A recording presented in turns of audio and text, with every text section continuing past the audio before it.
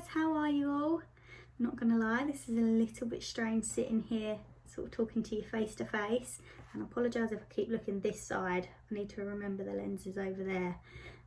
Just want to check I'm in focus and everything, but yeah, this is a bit strange. Kind of got used to doing the voiceovers now, but not talking face to face, so yeah, bear with me.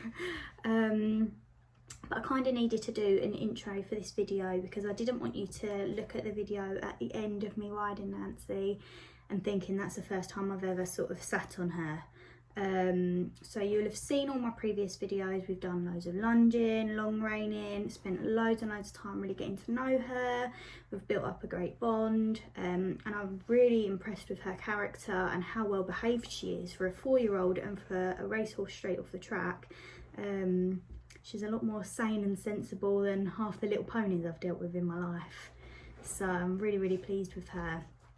But long story short, whilst I was waiting for my saddle to be fitted, it was taking a little bit longer to get a saddler out. And I had my previous pony Star, I had her saddle, and I really wanted, from a sentimental point of view, to try and get that saddle to fit Nancy. Ideally just to start out with more than anything, you know, once she's built up, maybe a little bit older, then I'll look at getting her a new saddle. But while she's going to be changing shape so much, I thought it'd be ideal if I could use that saddle. And I think it's also quite nice that Star's almost on a little bit of a journey with us. She's actually up there. I don't know how well you can see that, but yeah, I did have her cremated and her little ashes and frame up there. But yeah, back to Nancy. I was waiting for the saddler to come out and fit the saddle, make sure it was going to work for her. And I didn't want to sit on her in that saddle because obviously I didn't want to cause any problems or make her sore or anything if the saddle wasn't going to work or fit at all. So whilst I was waiting to get the saddler out and get that all fitted, I did get a little bit impatient.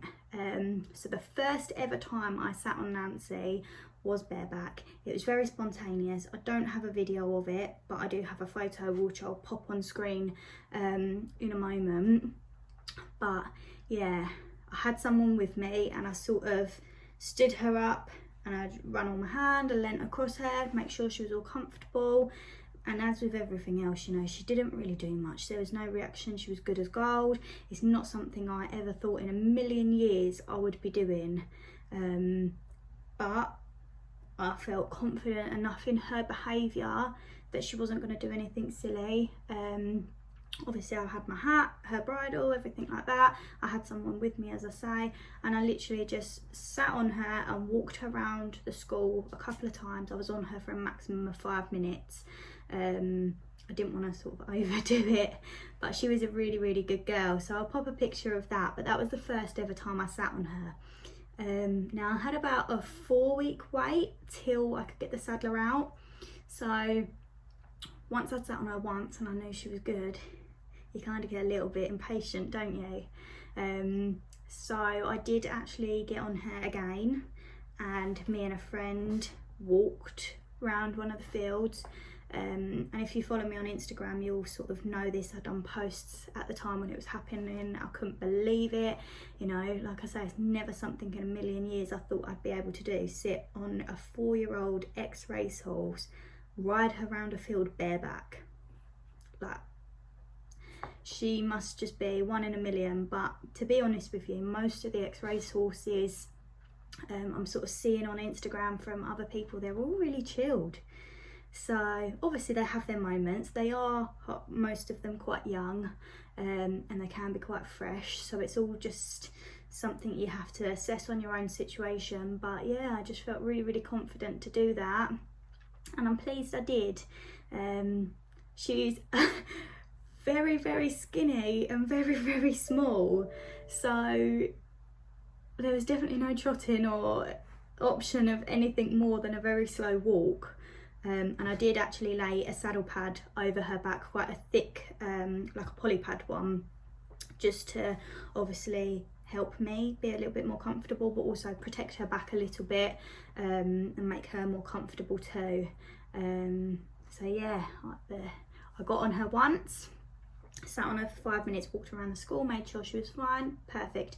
A few days later, I then got on her the second time, walked around the field. We was probably out about 25 minutes. Just walked around, and I think I have actually got a little clip from my friend's Instagram story, so I may be able to insert that little clip after the photo as well. And then that leads us on, so I got my saddle fitted. It was a bit long-winded, so initially he was like, no, this isn't going to work. I was a bit gutted, and I explained the situation. It's quite sentimental, that she's going to change shape, it's not potentially not a forever fix, and I know that, but is there any way we can make it work? Basically the length was perfect. It was just ever so slightly too wide, which meant at the front of the saddle it was sitting too low on her wither.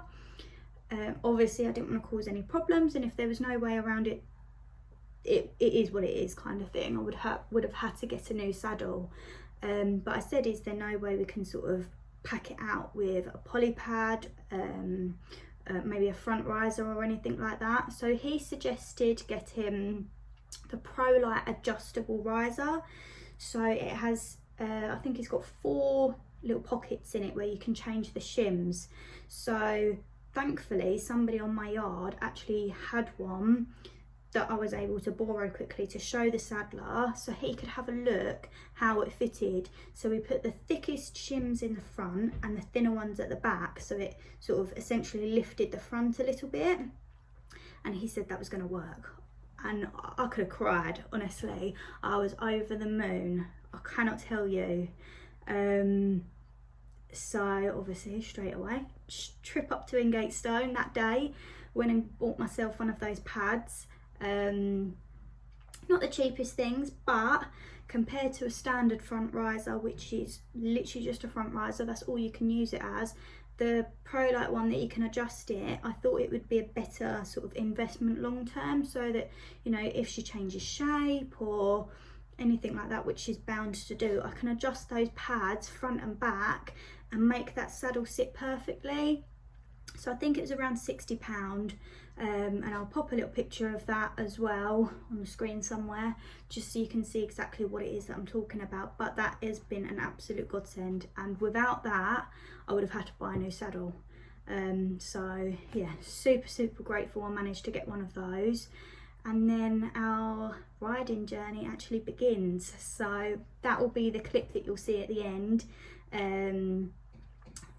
And that is the first time I get on Nancy with a saddle. We went in the school, and please, I apologise now, obviously my position isn't great. I didn't know her.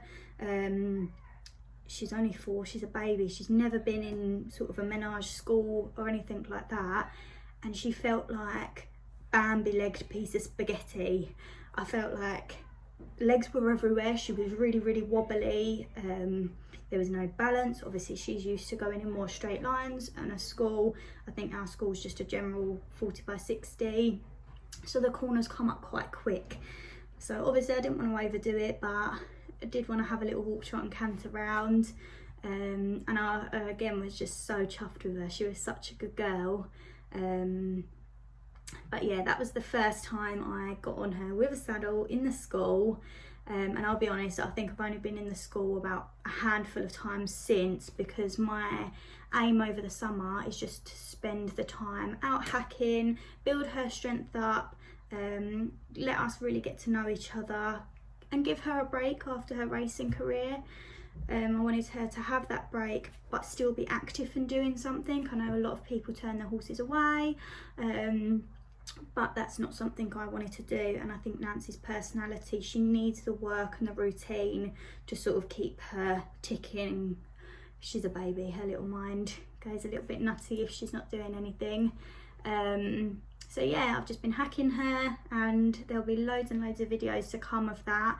And I have actually invested, I've got it here actually, I wanted an actual GoPro, but they're a lot of money. I didn't know how much I was going to use it, so I just got one of these little cheap ones off of Amazon, and I don't know if you can see. Oh, hi. It's just a little like a head cam thing, so I've managed to fix that on my hat, so we'll have some head cam footage as well. And yeah, there's loads and loads to come, so I hope you're enjoying these videos. I'm sorry the last ones haven't been the best quality.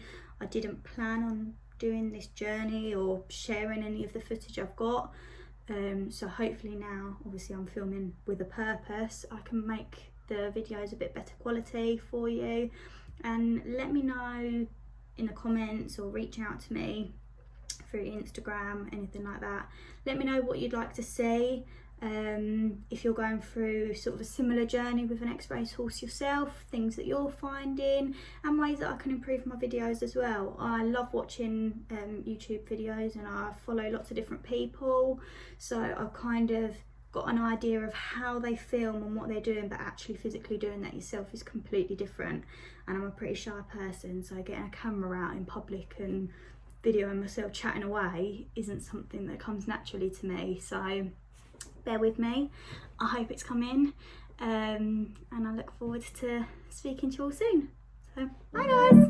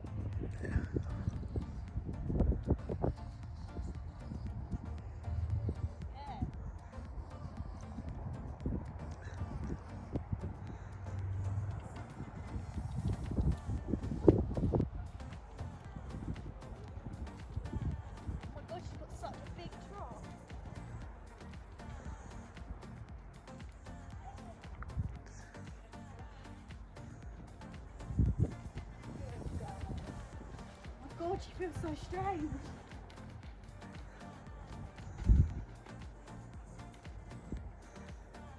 She's so wobbly. She likes a bit of spaghetti.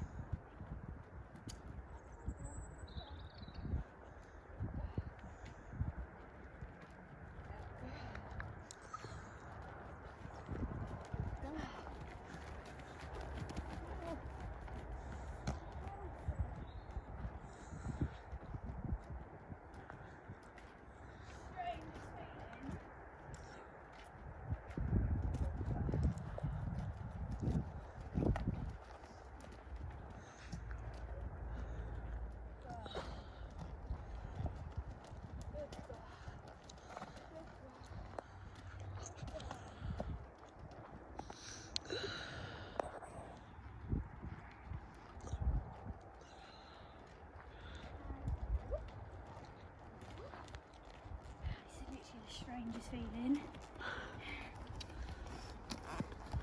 I think I ride like a broccoli.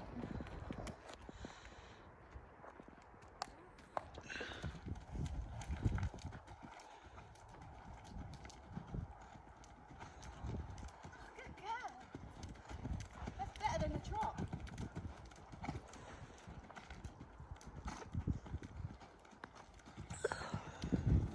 Good girl. Got a jockey yet?